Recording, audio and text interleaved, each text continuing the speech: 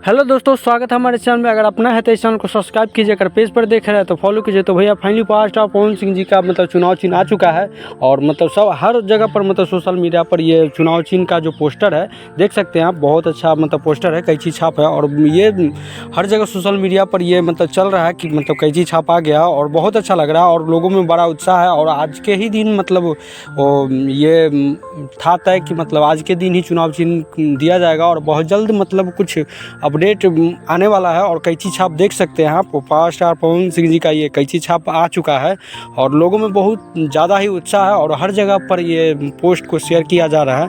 बहुत ही ताज़ा खबर है और देख सकते हैं पावर स्टार पवन सिंह जी एकदम उत्साह है और गली गली मोहल्ले मोहल्ले जा रहे हैं। कैंची छाप अब आ चुका है और बहुत ही अच्छा लग रहा है क्योंकि अभी तक उपेंद्र कुशवाहा का कोई ये नहीं आया है कि हाँ उनका क्या है, बट पवन सिंह का आ चुका है। देख सकते हो उपेंद्र कुशवाहा का अभी तक कोई अपडेट नहीं आया है, लेकिन पवन सिंह का कैंची छाप का जो चुनाव चिन्ह है वो आ चुका है और पवन सिंह जल्दी अपने पोस्ट के ज़रिए कुछ बताने वाले हैं और अभी गली गली घूम रहे हैं क्योंकि कैंची छाप तो किसी का नहीं है, बट पवन सिंह का आ चुका है और आज के दिन ही वो अपडेट था। और आज के पवन को 5 साल दीजिए।